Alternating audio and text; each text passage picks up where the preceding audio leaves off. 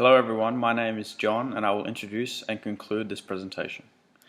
Throughout all of history, people have suffered from the harsh effects of natural disasters and the destruction that it has caused.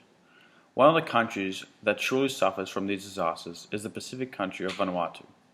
The housing in Vanuatu is the focus of this project due to the poor design that is used in the existing shelters. The aim of the new design is to prevent the effects of cyclones on the existing structure. This design will use mostly local materials, which will make the design more affordable to build and easy to maintain. The redesigned structure is an advancement in the previous design due to its ability to resist the destruction. Hello, I'm Justin Bellamy. I'm here to talk about the design options. Option number one is the hiding hut. The hut design is basically a solid foundation with solid walls, 1.4 meters high. They're all made of sandcrete, and the walls allow the flooding to get diverted away. The roof is at a 45-degree angle all the way around, so that it allows the wind to not get underneath and blow the roof off. It keeps the wind and blows it away. The truss are made out of bamboo, which are local material. Design option 2 is the folding house, which is basically a hole in the ground. That's the house, and the walls fold down, slot into the hole. The roof goes all the way down, a very flat roof. Basically allows it to just not be affected by the wind, but obviously there's the issue of flooding. Any flooding will just fill the thing into a swimming pool. Design number 3 is the sand brick building, which is basically a brick bunker made of sandcrete bricks. It's not very traditional style. The roof will most likely come off, but it's very strong. It's going to stay there, withstand anything pretty much. Okay, now we look at the table and we go to the design discussion. You can see we looked at the cultural style of the design, the difficulty of the building, the ability to withstand a cyclone, the cost, the materials and maintenance, and sourcing the materials. You can see the hiding hut is very clear winner, beats everyone. The cost is a little bit higher, but it proves to be very good because it's not going to be needed to maintain for very long. Now I'm going to pass on to Bailey to talk about our actual final design of the hiding hut. My name is Bailey, and I will be explaining how our design works, as well as discussing what positive attributes are incorporated to ensure maximum safety within a natural disaster. Our design aims to mitigate the effects of a severe tropical cyclone with a low amount of money available in the East Santo region. With this in mind, and after conducting rigorous research, it was evident that the most efficient design would be to ensure that the destructive wind passes over the house by having each side of the walls come upward from the ground at 45 degrees. Considering air is listed in physics as a liquid, this limits the perpendicular shearing capabilities of strong winds and therefore diminishes the effects of heavy wind damage. These walls, or roofing, will be made of the current thatching and twining bamboo techniques found throughout the Vanuatu culture. The thatching of the roof will be rested on a sturdy truss system made from bamboo and twine, which have been seen to produce excellent strength and resistance.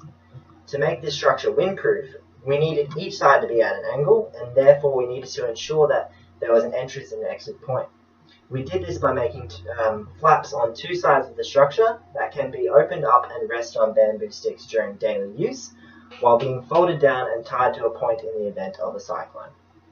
This ensures that there is natural lighting and airflow throughout our structure to ensure relief and comfortability during the relentless hot seasons of Vanuatu.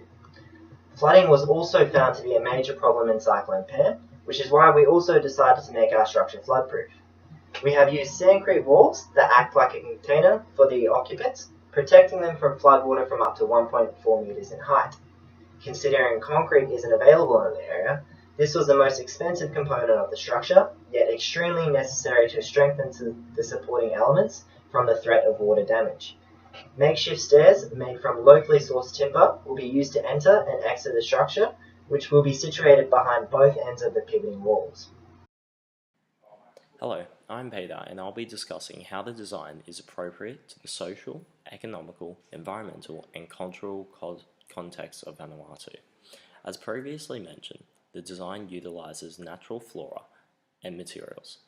Not only does this take advantage of the abundance of natural resources that Vanuatu offers, but also ensures that the house has a traditional cultural appearance. The main structure is formed using sandcrete. This is the material that would need to be imported.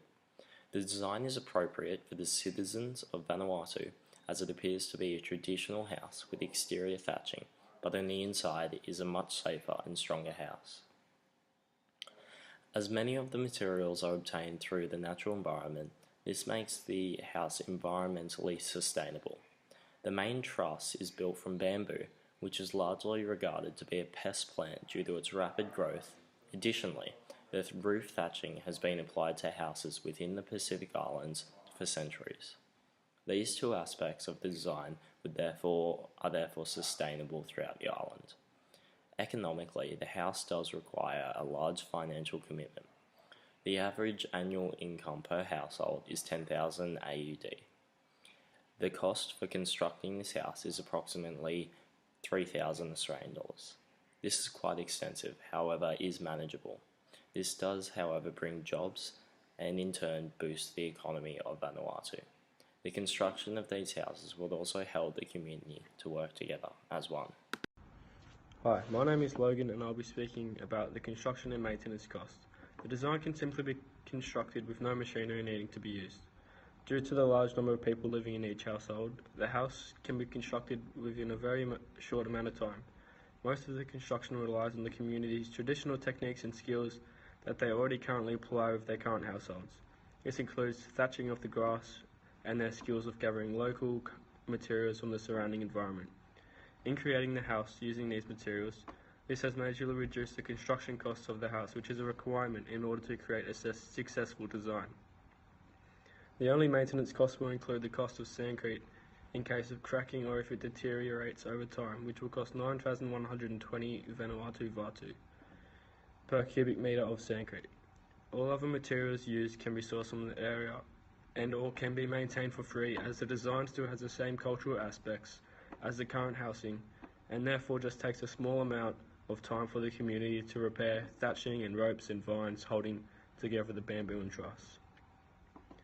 Construction costs to build the design will cost 220,202 Vanuatu Vatu, leaving the people in each household with approximately 631,973 Vatu.